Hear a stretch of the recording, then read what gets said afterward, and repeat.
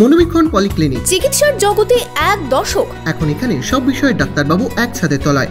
Phone করুন 7477999515 এই নম্বরে। বেতন চুক্তির দাবিতে ফারাক্কার এনটিপিসিতে বিক্ষোভ ঠিকা শ্রমিকদের। বিভিন্ন শ্রমিক সংগঠনের ঠিকা শ্রমিকেরা বিক্ষোভে অংশ নেন।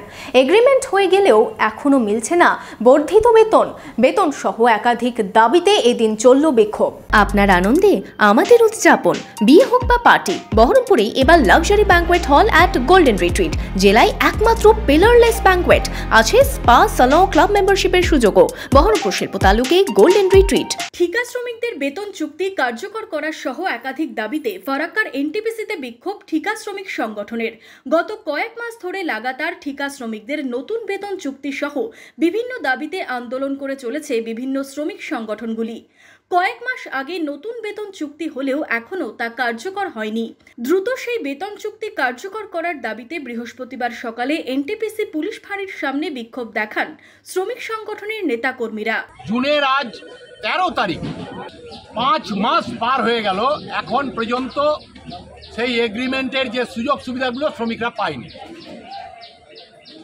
এটা শ্রমিকদের মধ্যে একটা ক্ষোভ তৈরি হচ্ছে যে সত্যি কি এগ্রিমেন্ট হয়েছে, না নেতা এবং ম্যানেজমেন্ট মিলে আমাদেরকে ধোঁকা দিচ্ছে।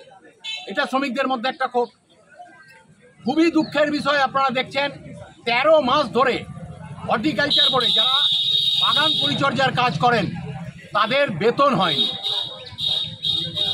ইট ভাটা এখানে যেটা চালাই এনটিপিসি, ছাই থেকে ইট তৈরি করা হয় পরিবেশ দূষণকে দেখানোর জন্য।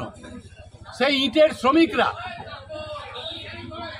দীর্ঘদিন ধরে বঞ্চিত হচ্ছে। তারা সুযোগ সুবিধা তো দূরের কথা, তাদের মাঝে মাঝে কন্ট্রাক্টর চলে যাচ্ছে পয়সা বাকি রেখে।